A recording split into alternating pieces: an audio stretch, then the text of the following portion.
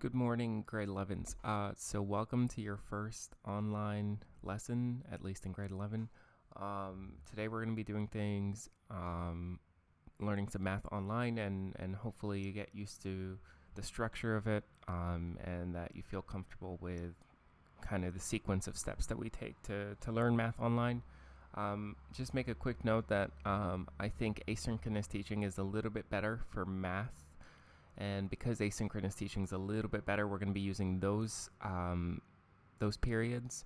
Those are going to be the periods where you learn new math. So I'll post videos, and then you'll go through that in your asynchronous time, take notes, and then afterwards, what you're going to be doing is applying that, and the application of what you learn will be during the synchronous times, most likely.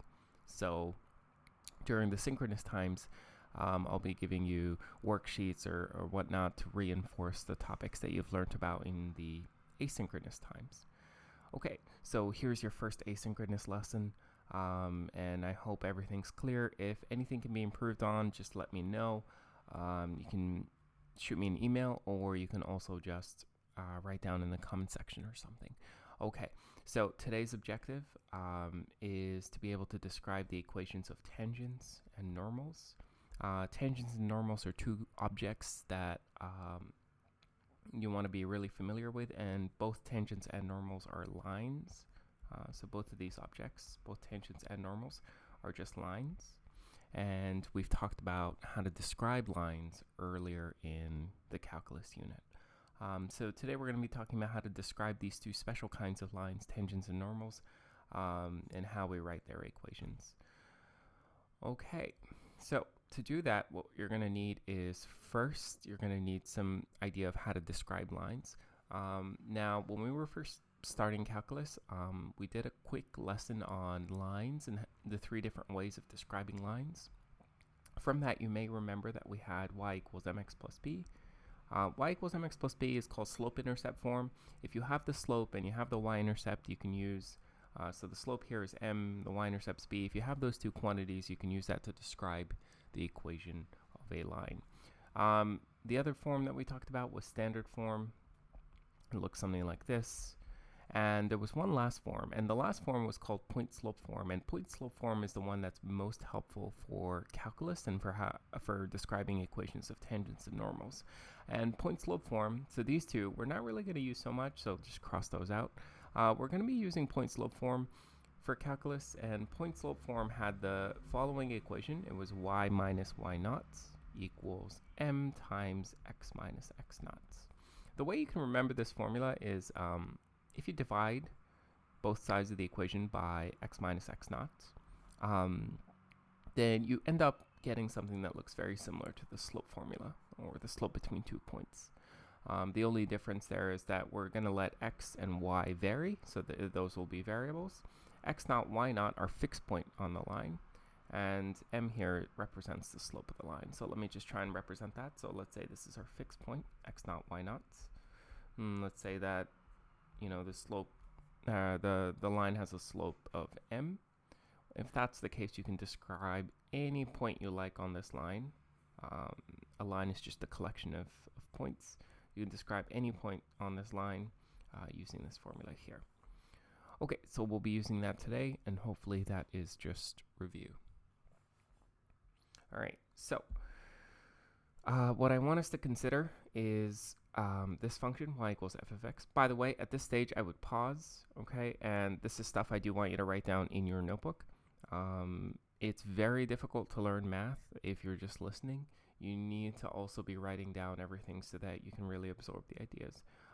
So in your notebooks, probably make a title called tangents and normals, and then just draw this diagram, and then these two subheadings. And I'll give you some, you can pause the video and come back when you're ready. Okay, so what I want us to consider is a function y equals f of x, and then what we're going to say is, let's say that at some x equals a, okay, so a here is just a particular x coordinate, I'm interested in determining the equation of the tangent to the graph. Now, we know that to determine the tangent, or the line, we just need two things. We need a point and we need a slope. So let's first figure out what our point will be.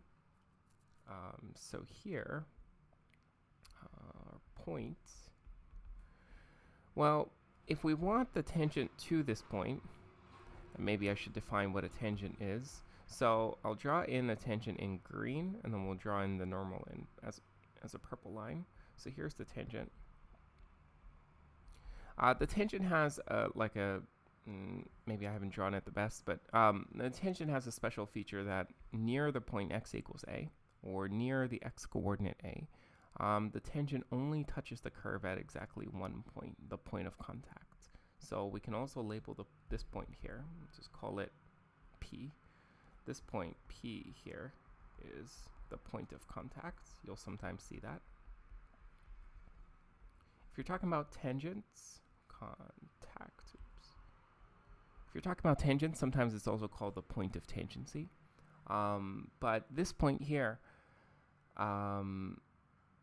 the idea is that the tangent will meet the curve or touch the curve at exactly a single point near the point of tangency.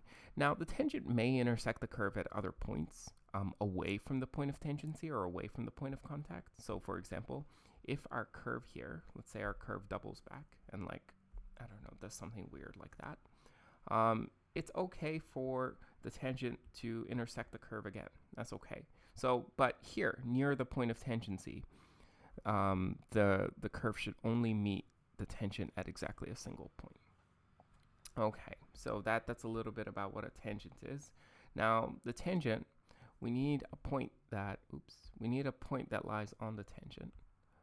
So we know that when the x coordinate is a, the y coordinate will be f of a, and we know that based off of our equation here. So this is our equation. If the x coordinate's a, the y coordinate will be f of a. So we know something about point P.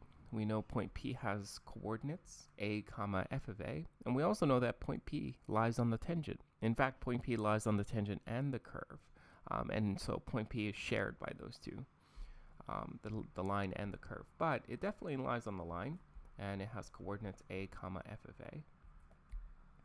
And then the tangent also has a slope, and we've been learning about this since the start of the calculus unit, but the derivative just represents the slope of the tangent to the curve at any point. And so if we want the slope of the tangent to a particular point, what we can do is just take the derivative and evaluate it at a particular point. In our case, we want to take the derivative, which is our slope function, and evaluate it at x equals a. Figure out what the derivative is at x equals a, and that will give us the slope of the tangent to the curve at x equals a. In Leibniz's notation, so let's say this is our original function. You can express the derivative in two ways. You could say dy by dx, that's Leibniz's notation. You can also say f prime of x, and that's Newton's notation. So what we're going to do is we're going to evaluate the derivative at x equals a. So it'll be f prime at a. That is the slope of the tangent to the curve at x equals a. So then combining those two pieces of information, the equation of the tangent will be y minus f of a, that's the fixed y coordinate, equals f prime of a, which is our slope, times x minus a. This is using, so this equation, the way I wrote this was I used the point slope form of an equation. Okay, so point slope form looks something like this. Here, the y naught is your y value, your fixed y coordinate. The slope we get from the derivative, and then the x naught value we get by choosing a particular x coordinate. In this case, we chose x equals a. Okay, so we could put a box around this, and this will be our first equation. It's the equation of a tangent. Now, to find the equation of the normal, it's very similar. We look at a point, we look for a slope, and then we use that to build an equation. When we do this, though, We just gotta keep in mind what the normal looks like. So I'll draw the normal in purple.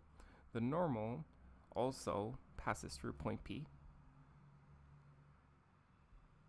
But the normal has a special feature that at the point of tangency, or at the point of contact, the normal and the tangent are perpendicular to one another. So I'll try and represent that here. So the normal is just a line that, just as the tangent is tangential to the curve or just touches the curve at x equals a, the normal is perpendicular to the curve and also perpendicular to the tangent at point P. Okay, now you'll notice that the tangent, the normal, and the curve all pass through point P. So point P here lies on all three objects. And so a comma f of a is going to lie on the normal. The slope of the normal, we know that it's perpendicular to the tangent. And we also know that if you have two lines that are perpendicular, their slopes will multiply to give us -1. So the slope of the normal is going to be, we want to slope that when we multiply by f prime of a, we get -1. So that slope will be -1 divided by f prime of a. And all we need is a point and a slope to write the equation of a line. So the equation of a line then is y minus f of a equals, now the only thing that's going to change really, because the point of contact is the same, the only thing that's going to change is the slope. And so the slope is going to be -1 over f prime of a times x minus a. Okay, and then that's the equation of our normal. So anytime we want to write the equation of a tangent or normal, we need the point of contact, and we also need the slope of the curve at the point of contact.